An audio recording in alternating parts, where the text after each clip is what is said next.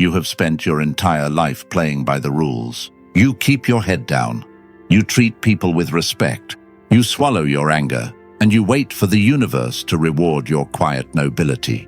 But look around. The people who push past others are often the ones running the world. You were taught that being a good person is the ultimate virtue, the shield that protects you from the hardships of life. It isn't a shield, it is a vulnerability. The uncomfortable truth that Robert Greene has repeatedly revealed through his study of power and human nature is that what you call goodness is often the exact mechanism of your own disadvantage.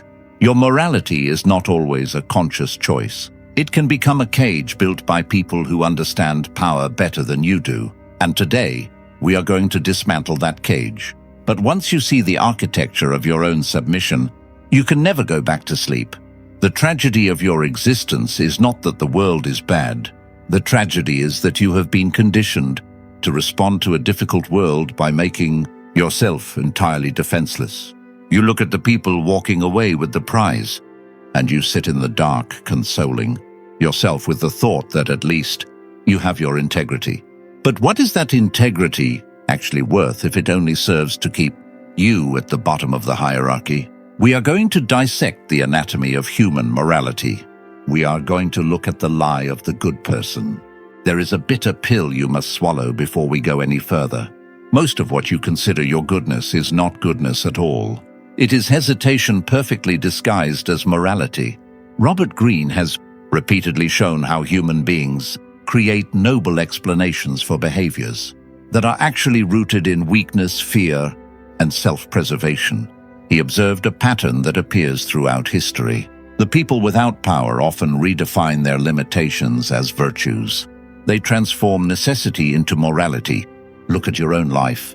How many times have you claimed you were being forgiving when, in reality, you were simply too hesitant to demand justice? How many times have you been patient when you were actually just frozen by indecision? How many times have you prided yourself on being peaceful when the difficult truth is that you are simply harmless?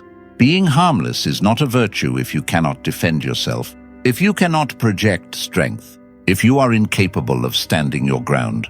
You are not peaceful. You are vulnerable. A rabbit is harmless. It is not moral. It simply lacks the ability to be anything else. This is the exact disadvantage you face in competitive social environments. Psychological studies consistently document the nice guy disadvantage. You enter the workplace, the dating market, or the social arena with a covert contract. The contract dictates that if you are pleasant, accommodating, and self-sacrificing, the world owes you respect, love, and promotion. You put coins of niceness into the machine expecting the jackpot of success to dispense. When it doesn't happen, when the aggressive colleague takes credit for your work, or the manipulative partner breaks your heart, you do not question the contract. You double down. You become even more accommodating. You suffer quietly. You turn your suffering into a badge of honor.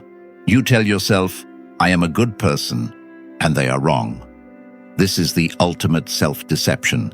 Your goodness is an economic transaction that has bankrupted you. You are playing a game of chess where you have voluntarily removed all your attacking pieces, believing the opponent will take pity on your defenseless king. The opponent does not feel pity. The opponent feels indifference. You must stop confusing your fear of conflict with moral superiority. Until you develop the capacity for firmness, your kindness means absolutely nothing. It is merely the default setting of the powerless. If goodness is just disguised weakness, then what happens to those who are genuinely, deeply pure of heart? What happens to the rare individual who actually operates from a place of authentic altruism? That is where the next revelation begins. This is the most devastating truth you will face today. Society does not always reward genuine goodness. It often isolates it, marginalizes it, and gradually pushes it aside. If you want to see the blueprint of this pattern, you must look at Fyodor Dostoevsky's masterpiece, The Idiot. Dostoevsky set out to write a novel about a perfectly beautiful, perfectly good man, Prince Mishkin. The prince is entirely without malice. He does not play political games. He tells the absolute truth. He forgives people instantly. He sees the soul of everyone he meets and treats them with unconditional grace. He is thrown into the aristocratic society of 19th century St. Petersburg, a society built on greed, vanity, manipulation, and ego. What is the result? Does his goodness elevate the society? Do the corrupt aristocrats become inspired by his purity and change their ways? No, they pull him apart. They mistake his kindness for foolishness. They use his forgiveness as permission to take advantage of him repeatedly. They drain his generosity until he has nothing left. And worst of all, his pure existence unsettles their consciences so deeply that they begin to actively resent him. By the end of the novel, the sheer weight of their corruption overwhelms him entirely. This is not just a Russian novel. This is the exact architecture of human group dynamics. When you enter a corrupt institution, whether it is a toxic corporate office, a dysfunctional family, or a manipulative social circle, and you attempt to operate with pure ethics, you do not fix the system. You become the system's primary challenge. Psychologists study a phenomenon known as moral injury. It occurs when an individual is forced to witness or participate in actions that violate their deeply held moral beliefs. But there is a darker side to this research. It details what happens to the ethical person who refuses to bend. The whistleblower, the honest employee, the loyal friend. The corrupt group operates on shared guilt. They are all compromising their morals.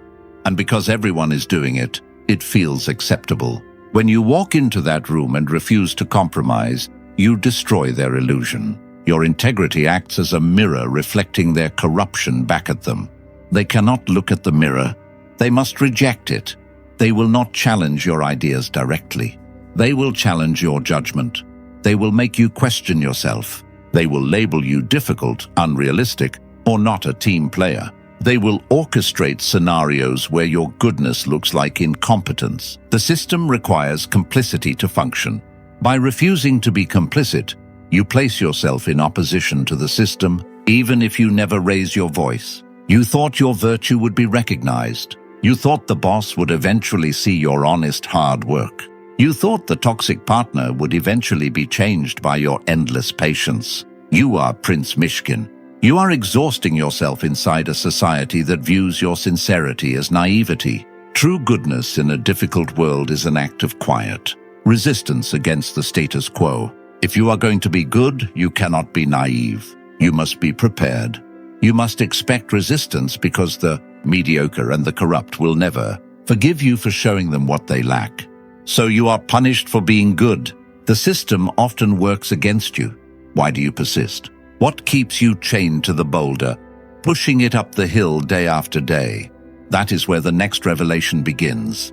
You persist because you believe in a lie so massive, so universally ingrained, that it dictates the movement of billions of human beings. You believe in the cosmic payout. You believe that the universe is keeping score. Albert Camus stared into the abyss of human existence and identified the core of our suffering, the absurd. The absurd is the friction between the human desire for meaning, justice and order, and the cold, silent, indifferent universe we inhabit. You operate under the assumption that if you do the right thing, if you endure hardship with dignified silence, a cosmic ledger will eventually balance in your favor. You call it karma. You call it justice. You call it fate. You assume that your unrewarded virtue is earning compound interest in some spiritual bank account. It is not. The universe is indifferent. When the honest man loses his business while the fraudster buys a yacht, the universe does not blink. When you give your best years to someone who discards you without a second thought, the stars do not weep. The rain falls equally on the saint and the manipulator. The tragedy is not the indifference of the universe. The tragedy is your expectation.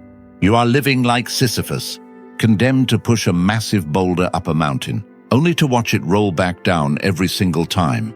But instead of accepting the reality of the rock, you keep pushing it up, whispering to yourself, "This time the rock will turn into gold. This time someone will see my effort and free me."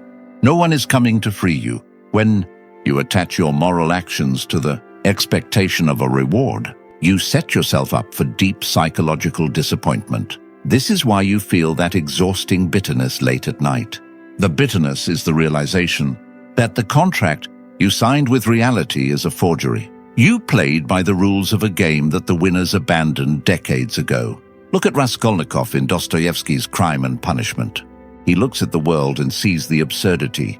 He sees that great historical figures step over the ambitions and lives of thousands and are celebrated as heroes, while the common man breaks a small rule and is judged mercilessly.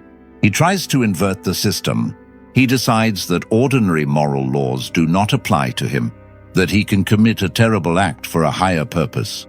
Raskolnikov is overwhelmed by his own conscience, but his initial observation of the world's hypocrisy was entirely accurate. The rules of morality are applied harshly to the weak and often adjusted for the strong. As long as you expect the world to be fair, you will remain disappointed by it. You will exhaust your life waiting for an apology that will never be spoken. You will drain your spirit waiting for a reward that does not exist. You must drop the boulder. You must sever the imaginary contract. You must accept the unsettling freedom of the absurd.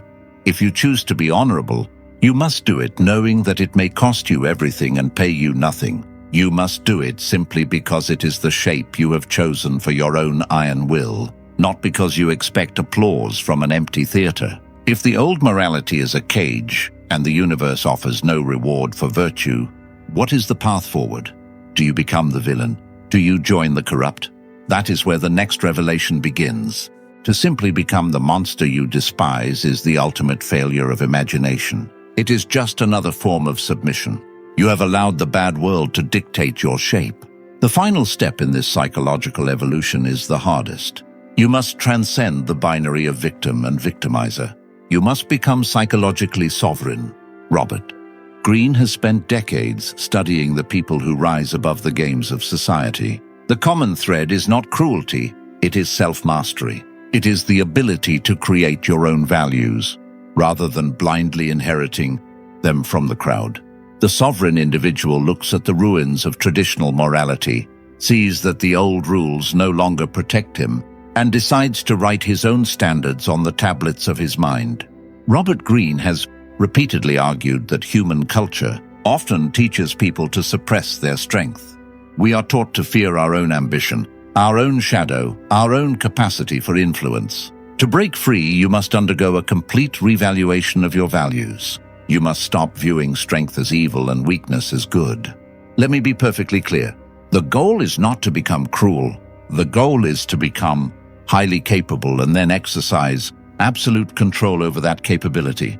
True morality, the kind that cannot be easily exploited, the kind that survives a difficult world, is only possible for the strong. You must integrate your shadow. You must cultivate the capacity for firmness, strategic thinking, and healthy self-interest. You must understand the mechanics of influence so thoroughly that no one can easily manipulate you again. You must build financial, physical, and psychological strength so that you are no longer dependent on the goodwill of unreliable systems. You build the skills, you strengthen the foundation, and then, and only then, you choose to be kind. That is not harmlessness. That is sovereignty. When a lion walks past a wounded gazelle without striking, it is a choice. When a rabbit walks past, it is simply survival. Which one are you? The sovereign individual creates their own moral gravity. You are honest, not because you fear getting caught, but because lying is beneath your standard. You are loyal, not because you are terrified of being abandoned, but because your word is a contract written in steel. You treat others with respect, not because you want them to like you, but because you possess a surplus of internal strength and you choose to share it generously. You no longer look to the world to validate your goodness. The world is a chaotic, irrational marketplace of competing egos. Why would you ever let a troubled society diagnose your worth? You must become an island of your own authority. You look at the corrupt institutions, the manipulative peers, the exploitative partners, and you do not feel anger. You feel a calm, detached clarity. You see them exactly for what they are, predictable people running familiar patterns. You do not try to save them. You do not try to fix the system. You simply outgrow the system. When you operate from this level of sovereignty, you become difficult for mediocre people to control. They cannot control you with guilt, because you no longer subscribe to their definition of sin. They cannot control you with shame, because you have released your need for their approval. They cannot control you with fear, because you have already accepted the uncertainty of life. You walk through the difficult world entirely untouched. You are in it, but you are not of it. You observe the games. You anticipate the betrayals. You watch people scramble for status, and you maintain a quiet, unbreakable center. The tragedy of being good in a bad world ends the exact moment you realize that your goodness was simply a lack of options. The tragedy ends when you claim your power. The question is no longer whether the world is fair. The question is, what are you going to build from the ruins of your old ideology? That is where the final conclusion begins. You have spent years suffering under the weight of a moral code designed by people who wanted to keep you submissive. You have sacrificed yourself for a world that stepped over your efforts. You have waited for the cosmic scale to tip in your favor, staring at an empty sky. The waiting is over. The illusion is dead. The question is no longer whether the world is fair. The question is, what are you going to build from the ruins of your old ideology? You have the tools now. You see the strings attached to the puppets. You see the mechanics of the trap. Will you shrink back into the comfort of being a victim? Will you go back to sleep and complain about the cruelty of the predators? Or will you sharpen your mind, harden your will, and step into the cold, beautiful light of absolute sovereignty? The choice is yours, but know this. Once you open your eyes, the dark will never feel safe again. What will you do with the power you have been hiding from yourself? Subscribe if you haven't.